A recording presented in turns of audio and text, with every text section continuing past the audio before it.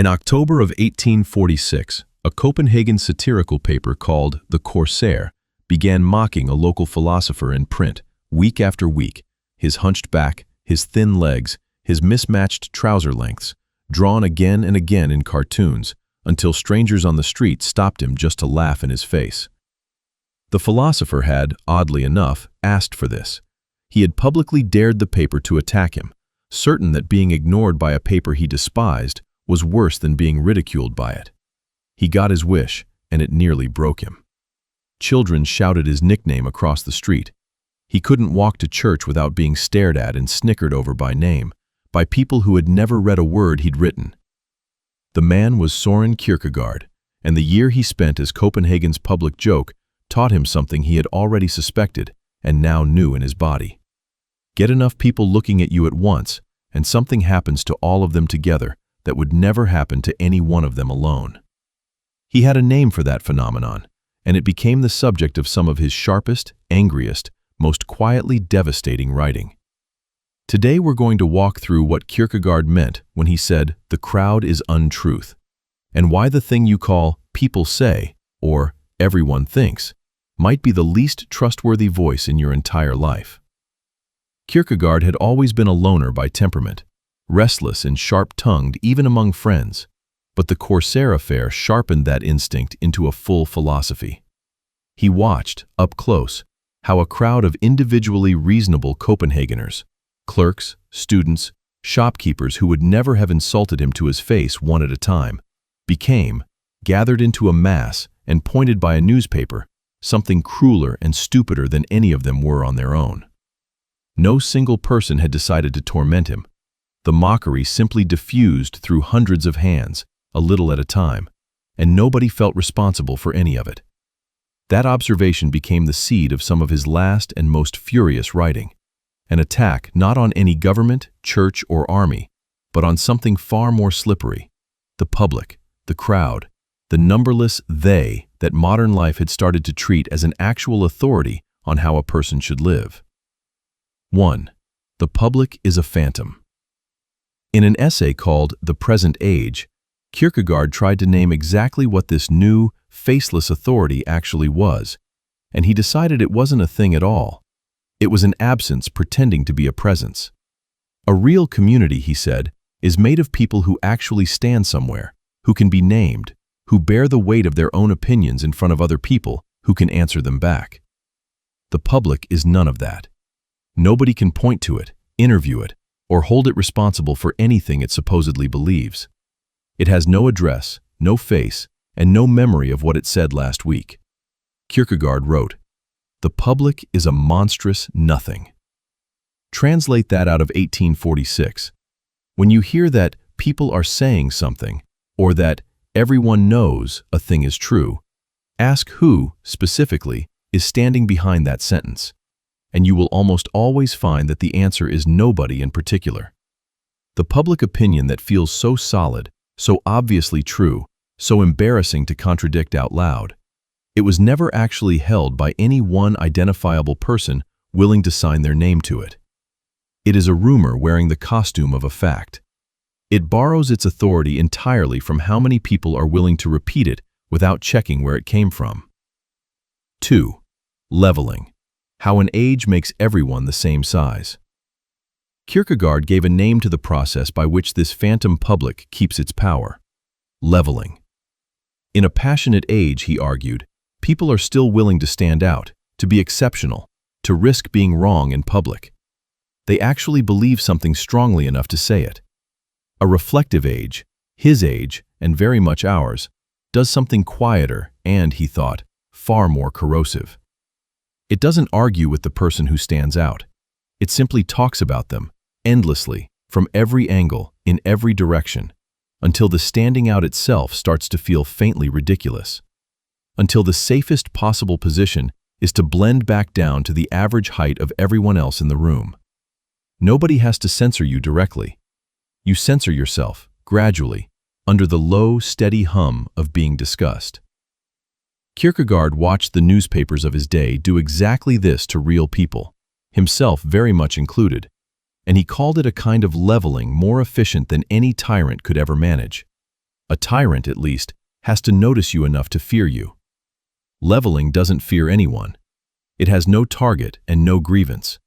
It just quietly sands every peak down to the same flat, comfortable, unthreatening plane, until the whole landscape reads as agreement.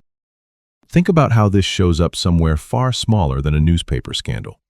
Someone in an office has a genuinely good, slightly unusual idea, and before it is ever debated on its actual merits, it gets discussed instead. Someone mentions it lightly in passing. Someone else raises an eyebrow, says nothing outright, just lets a certain tone enter their voice. By the time the idea reaches the person who could actually approve it, nobody has attacked it directly.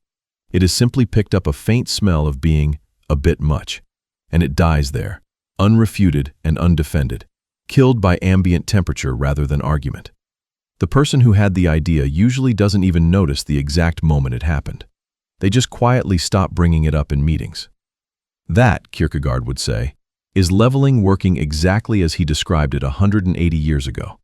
Not an argument you lost fair and square, but a mood you silently absorbed and mistook for your own judgment. 3. The crowd is untruth. This is the line Kierkegaard is most remembered for, and it deserves to be heard in its full weight rather than repeated as a slogan on a poster. He wrote it plainly, unambiguously, in an essay called That Individual. The crowd is untruth. He did not mean that crowds are always factually wrong. A crowd can stumble onto a correct conclusion as easily as a wrong one. What he meant is something stranger and more precise. That truth, as a thing a person actually holds and answers for, cannot be distributed across a crowd without evaporating somewhere in the process. One person who tells a lie is guilty of it, fully, and knows in his own chest that he is guilty. Put that same lie in front of 1,000 people who each repeat it once, and something in the moral arithmetic quietly breaks. Each individual share of the guilt shrinks towards zero, and the felt responsibility for having said it at all shrinks along with it. A crowd lets 100 people do, together, what not one of them would ever do standing alone in a room with the consequences, and lets every single one of them walk away afterward, feeling entirely clean. That is why Kierkegaard trusted one individual conscience over any group verdict, every single time, without exception. Not because individuals are wiser than crowds, but because only an individual can actually be held to what he claims to believe. 4. That single individual. Kierkegaard's answer to the crowd was not another, better crowd. It was a strange, almost defiant dedication he attached to several of his books, addressed to what he called that single individual, Hen enkelte, in his own Danish. He insisted he was writing not to the public, not to an audience, not even to Denmark, but to one reader at a time, as though the book could only ever truly be read by a person standing entirely alone with it, answerable to no one else in the room. He believed the whole task of a human life came down to exactly this, becoming a single, particular, answerable self, instead of quietly dissolving into whichever crowd happened to be standing nearby. A nation, a movement, a fashionable opinion, a comment section before comment sections had even been invented. This is not a call to contrarianism for its own sake, and Kierkegaard was careful to say so. He was not asking you to disagree with everyone reflexively. That is only leveling wearing a disguise, still letting the crowd set the terms of the conversation either way. He was asking for something considerably harder, to hold a position because you actually examined it yourself and are willing to answer for it personally, whether or not the crowd standing around you happens to agree. 5. The quietest despair. In The Sickness unto Death, Kierkegaard describes a kind of despair so soft and so comfortable that most people who have it never once notice they're in it. It is not the loud despair of a shattered, visibly ruined life. It is the despair of a person who simply never got around to becoming a self at all, who borrowed his opinions, borrowed his ambitions, borrowed an entire shape of life from whichever crowd happened to be closest, and never once stopped long enough to ask whether any of it was actually his own. Kierkegaard wrote, "The biggest danger, that of losing oneself, can pass off in the world as quietly as if it were nothing at all.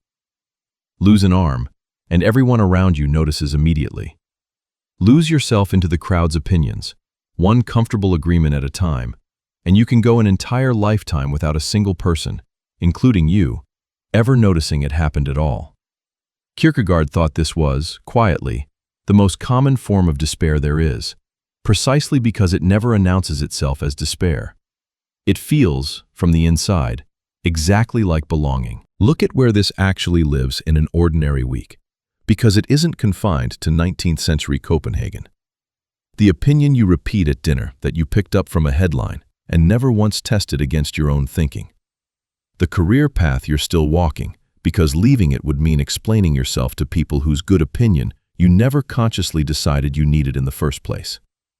The argument you didn't make in the meeting, not because you secretly disagreed with your own position, but because you could feel, in advance, exactly which way the room was already leaning, and it was easier to lean with it. None of these moments feel like cowardice while they're happening. They feel like being reasonable, like reading the room correctly, like simply not making a scene over something small. Kierkegaard would ask you to notice how often reasonable turns out to be nothing more than the crowd's own word for agreeing with it. So the question Kierkegaard actually leaves you with isn't whether crowds are good or bad in general. Crowds are just crowds, useful enough for building a bridge or winning a war, and almost worthless for telling the truth. The real question is narrower and considerably harder to dodge. Which of your current beliefs would you still hold if you had to sign your name to them completely alone, with no crowd standing behind you to quietly absorb the weight? Which opinions in your life are actually yours, examined and chosen on purpose, and which ones are simply the temperature of whatever room you've been standing in for years without noticing? Kierkegaard never once promised that standing apart from the crowd would feel good. Mostly, by his own account and his own bruised experience on the streets of Copenhagen, it feels cold, exposed, and a little frightening, like being the only person left in the room still holding an idea nobody else there will claim as their own. But he was certain of one thing, certain enough to spend his whole short life saying it in a dozen different ways. The crowd can carry you comfortably in almost any direction you like, except one. It cannot carry you toward becoming an actual self. That part, no matter how large the crowd around you happens to grow, you have to walk completely alone. If this changed how you hear the phrase, "everyone thinks," subscribe to Above Average, where we explore the psychology and philosophy of the thinkers who saw what most people never do. Thanks for watching.